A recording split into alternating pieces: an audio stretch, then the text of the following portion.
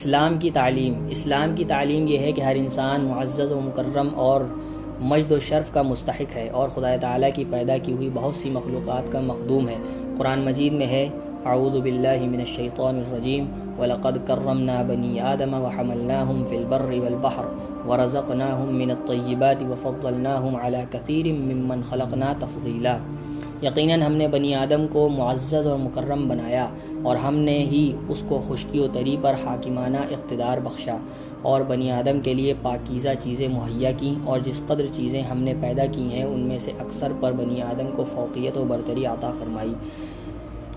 یہ ایک حقیقت ہے کہ انسان کو حیوانات و نباتات و جمادات پر فوقیت و برتری حاصل ہے اور وہ پیدائشی طور پر معزز پیدا ہوا ہے۔ بھلا کیسے تسلیم و قبول کیا جا سکتا ہے کہ ایک انسان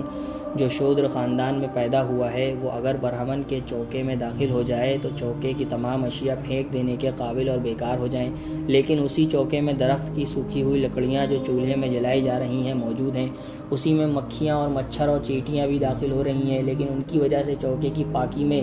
جو گائے کے گوبر سے لیپا گیا ہے کوئی فرق نہیں آتا۔ گویا انسان جو شودر کے گھر پیدا ہوا ہے وہ مکھی، مچھر، درخت کی لکڑی اور گائے کے گوبر سے بھی زیادہ پلید اور رذیل ہے۔ اسلام نے اس قسم کے ظالمانہ اور احمقانہ عقائد و خیالات کی بالکل بےخونی کر کے عدل قائم کر رکھا ہے اور ہر ایک انسان کو اس کا حقیقی مرتبہ عطا فرما دیا۔ دنیا کے عموماً ہر ایک ملک اور ہر ایک قوم نے عزت و ذلت و برتری و کہتری کا معیار قومیت مثلاً برہم و شودر کو، یا رنگت مثلاً کالے اور گورے کو، یا وطنیت مثلاً یورپین یا انڈین وغیرہ کو، یا مال و دولت کو قرار دیا ہے۔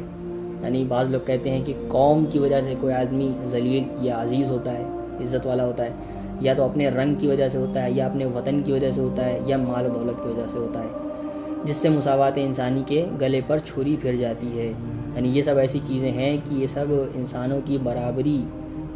کے حق کے گلے پر چھری چلا دیتی ہیں۔ اسلام نے عزت و ذلت و شرافت و رذالت کا ایک حقیقی اور صحیح معیار تعلیم فرمایا ہے، اور وہ یہ ہے ان اکرمکم عند اللہ اتقاکم۔ سب سے بڑھ کر عزت والا وہی ہے جس کے دل میں سب سے بڑھ کر اللہ کی عزت ہے۔ قوم اور نسل و خاندان کے غرور کی یہ بتا کر جڑ کاٹ دی کہ یا ایھا الناس انا خلقناکم من ذکر و انثی وجعلناکم شعوبا وقبائل لتعارفوا۔ اے انسانوں، ہم نے تم سب کو ایک مرد یعنی آدم اور ایک عورت یعنی حوا سے پیدا کیا ہے، اور تمہاری قومیں اور برادریاں تو صرف اس لیے ٹھہرائی ہیں کہ ایک دوسرے کو شناخت کر سکو، پہچان سکو۔ پھر زبانوں اور رنگتوں کے اختلاف کا یوں فیصلہ کیا کہ وَمِنْ آیَاتِهِ خَلْقُ السَّمَاوَاتِ وَالْأَرْضِ وَاخْتِلَافُ أَلْسِنَتِكُمْ وَأَلْوَانِكُمْ۔ زمین و آسمان کا پیدا کرنا اور تمہاری بولیوں اور تمہاری رنگتوں کا مختلف ہونا، یہ سب اللہ تعالیٰ کی قدرت کا نشان ہے۔ پھر فرمایا کہ وَلَا تَزِرُ وَازِرَةٌ وِزْرَ أُخْرَىٰ وَأَن لَّيْسَ لِلْإِنسَانِ إِلَّا مَا سَعَىٰ۔ یہ نہیں ہو سکتا کہ ایک کے گناہ کا بوجھ دوسرا اٹھائے، ہر انسان اپنے اپنے اعمال اور اپنی اپنی کوشش کے نتائج پائے گا۔ پھر فرمایا یا ایھا الذین آمنوا کونوا قوامین بالقسط شہداء للہ ولو علی انفسکم او الوالدین والاقربین۔ مسلمانوں، مضبوطی کے ساتھ انصاف پر قائم رہو اور خدا لگتی گواہی دو، اگرچہ یہ گواہی خود تمہارے یا تمہارے ماں باپ اور رشتہ داروں کے خلاف ہی کیوں نہ ہو۔ پھر فرمایا کہ وَلَا يَجْرِمَنَّكُمْ شَنَآنُ قَوْمٍ عَلَىٰ أَلَّا تَعْدِلُوا اعْدِلُوا۔ اور لوگوں کی عداوت تم کو اس جرم کے ارتکاب پر آمادہ نہ کرے کہ تم عدل و انصاف نہ کرو، بلکہ تم کو چاہیے کہ ہر حال میں انصاف ہی کرو۔ جو شخص قرآن مجید کو فرمان الہی سمجھ کر اس کے احکام کی اتباع کرے گا، اس کے دل میں باہمی منافرت و حقارت کسی راستے سے داخل ہی نہیں ہو سکتی۔ بنی اسرائیل نے اپنی نسل و قوم پر فخر کر کے کہا کہ نحن ابناء اللہ واحباؤہ،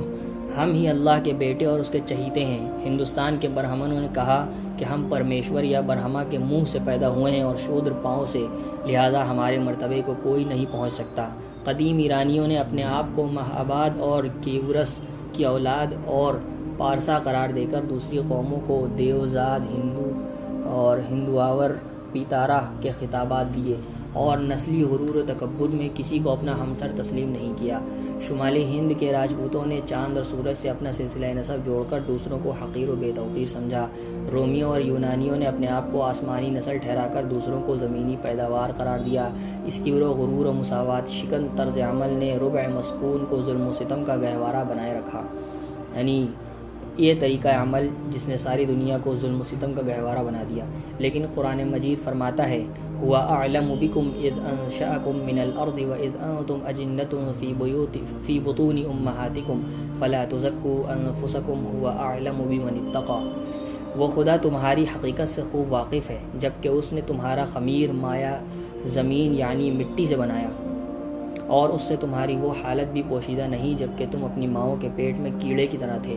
بس اپنی بہت پاکیزگی مت جتایا کرو، خدا تعالیٰ ہی خوب جانتا ہے کہ تم میں کون پرہیزگار ہے۔ فخر و غرور کے ایوانوں کو مسمار کر دینے کے بعد قرآن مجید تمام مسلمانوں کو بلا لحاظ قوم و نسل و وطن ایک دوسرے کا بھائی قرار دیتا ہے، جیسا کہ فرمایا وَاعْتَصِمُوا بِحَبْلِ اللَّهِ جَمِيعًا وَلَا تَفَرَّقُوا وَاذْكُرُوا نِعْمَةَ اللَّهِ عَلَيْكُمْ إِذْ كُنْتُمْ أَعْدَاءً فَأَلَّفَ بَيْنَ قُلُوبِكُمْ فَأَصْبَحْتُمْ بِنِعْمَتِهِ إِخْوَانًا۔ اور سب مل کر اللہ کے دین کی رسی کو مضبوطی سے پکڑے رہو اور آپس میں تفرقہ پیدا نہ کرو، اور اللہ کی اس مہربانی کو یاد رکھو کہ جب تم الگ الگ ہو کر ایک دوسرے کے دشمن تھے تو اللہ تعالیٰ نے اسلام کے ذریعے تمہارے دلوں میں الفت پیدا کر دی اور تم اس کے فضل سے بھائی بھائی بن گئے۔ قرآن مجید ہی نے اس حقیقت کو کھول کھول کر بیان کیا کہ دنیا میں امیری غریبی کے سبب یا نسل و قوم کے باعث یا رنگتوں یا وطنوں یا زبانوں کی وجہ سے عزت و ذلت کا معیار قائم کرنا سراسر ظلم و زیادتی ہے، اور اس غلطی میں ہمیشہ سے نسل انسانی مبتلا ہوتی چلی آئی ہے۔ حضرت نوح علیہ السلام کے متعلق ایک جگہ قرآن مجید میں مذکور ہے کہ فقال الملأ الذين كفروا من قومه ما نراك إلا بشرا مثلنا وما نراك اتبعك إلا الذين هم أراذلنا بادي الرأي وما نرى لكم علينا من فضل۔ نوح علیہ السلام کی قوم کے کافر سرداروں نے کہا کہ ہم کو تو اے نوح ہم ہی جیسا ایک بشر دکھائی دیتا ہے، اور ہم دیکھتے ہیں کہ تیری پیروی وہی لوگ کرتے ہیں جو ہم میں کمین سمجھے جاتے ہیں، یعنی کمتر سمجھے جاتے ہیں، اور ہم اپنے مقابلے میں تمہارے اندر کوئی بڑائی نہیں پاتے۔ نوح علیہ السلام نے ان متکبر کافروں کو جواب دیا کہ وَلَا أَقُولُ لَكُمْ عِنْدِي خَزَائِنُ اللَّهِ وَلَا أَعْلَمُ الْغَيْبَ وَلَا أَقُولُ لَكُمْ إِنِّي مَلَكٌ وَلَا أَقُولُ لِلَّذِينَ تَزْدَرِي أَعْيُنُكُمْ لَن يُؤْتِيَهُمُ اللَّهُ خَيْرًا۔ اور میں تم سے یہ کب کہتا ہوں کہ میرے پاس خدائی خزانے ہیں، اور نہ میں یہ دعویٰ کرتا ہوں کہ مجھے غیب کی خبر ہے، اور نہ میں اپنی نسبت یہ کہتا ہوں کہ میں فرشتہ ہوں، اور جو لوگ تمہاری نگاہوں میں حقیر ہیں میں ان کی نسبت یہ نہیں کہہ سکتا کہ خدا ان پر اپنا فضل نہیں کرے گا۔ حضرت صلی اللہ علیہ وسلم نے ارشاد فرمایا لا فضل لعربی علی عجمی ولا لعجمی علی عربی کلکم ابناء آدم والآدم من تراب۔ کسی عربی کو کسی عجمی پر اور کسی عجمی کو کسی عربی پر کوئی فضیلت نہیں، تم سب آدم کی اولاد ہو اور آدم مٹی سے بنائے گئے تھے۔ پھر حضرت صلی اللہ علیہ وسلم کا ارشاد ہے کہ لیس منا من مات علی عصبیت، لیس منا من دعا الی عصبیت، لیس منا من قاتل علی عصبیت۔ وہ ہم میں سے نہیں جو نسل و قوم کے تعصب پر مرے، وہ ہم میں سے نہیں جو نسل و قوم کے فخر کی طرف دعوت دے، وہ ہم میں سے نہیں جو نسل و قوم کے تعصب کی وجہ سے دوسری جماعت سے لڑے۔